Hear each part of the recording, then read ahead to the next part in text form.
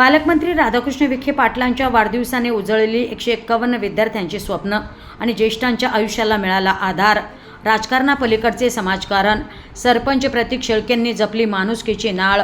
पालकमंत्री राधाकृष्ण विखे पाटील यांनी वाढदिवसानिमित्त हार, बुके आणि वायफळ खर्चाला टाळून गरजूंना मदत करण्याचे आवाहन केले. त्यांच्या या विचारांना कृतीची जोड देत अकोळनेरचे युवा सरपंच प्रतीक शेळके यांनी सामाजिक बांधिलकी जपणारा उपक्रम राबवला.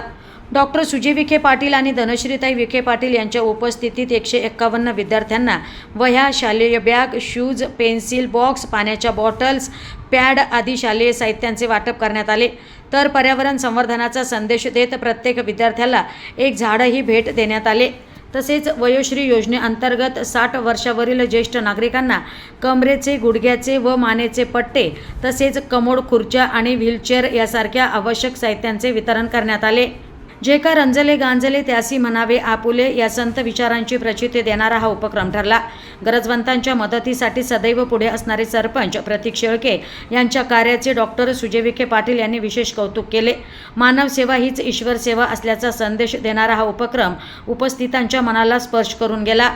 युवा नेतृत्व म्हणजे केवळ राजकारण नव्हे तर समाजकारणाची जाणीव असणे किती महत्त्वाचे आहे याचे उत्तम उदाहरण प्रतीक शेळके यांनी घालून दिले.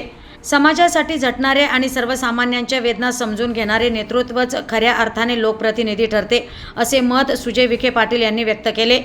आजच्या स्पर्धेच्या आणि स्वार्थाच्या युगात गरजू विद्यार्थ्यांच्या शिक्षणाला हातभार लावणारा आणि ज्येष्ठांच्या चेहऱ्यावर हसू फुलवणारा हा उपक्रम अनेकांसाठी प्रेरणादायी ठरत आहे. हार तुऱ्यांपेक्षा आशीर्वादाची शिदोरी मोठी असते, हे पुन्हा एकदा सिद्ध झाले. सरपंच प्रतीक शेळके यांच्या या सामाजिक बांधिलकीच्या कार्यामुळे अकोळनेरच्या भूमीतून संवेदनशील नेतृत्वाचा नवा आदर्श निर्माण झालाय.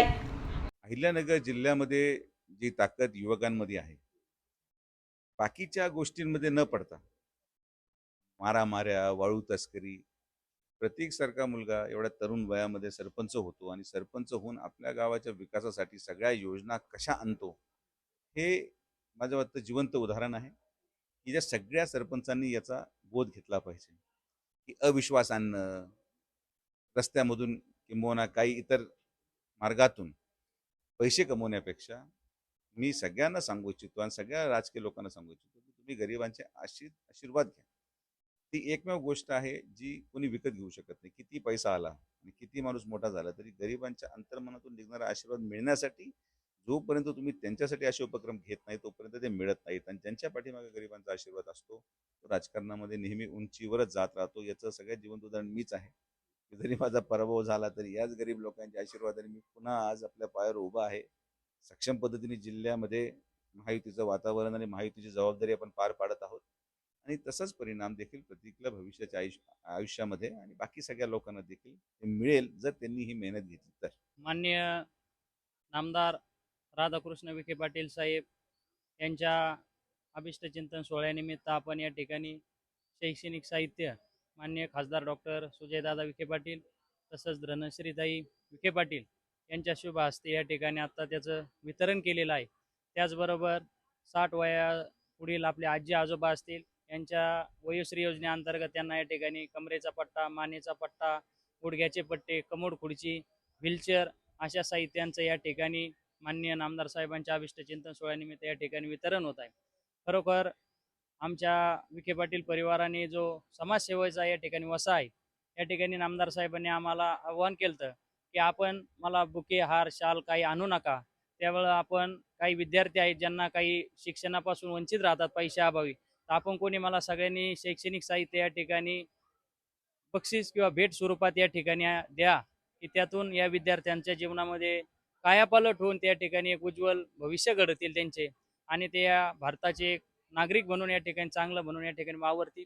हाच आम्ही या ठिकाणी निश्चय करून या ठिकाणी वयश्री योजनेचा लाभ असेल, शालेय साहित्याचा वाटप असेल, आमच्या प्रतीकदादा शेळके मित्र परिवार या ठिकाणी आयोजित केला आणि तो माननीय सुजयदादा असतील, धनश्री असतील यांच्या उपस्थितीत आनंदात या ठिकाणी समारोप करण्यात आला.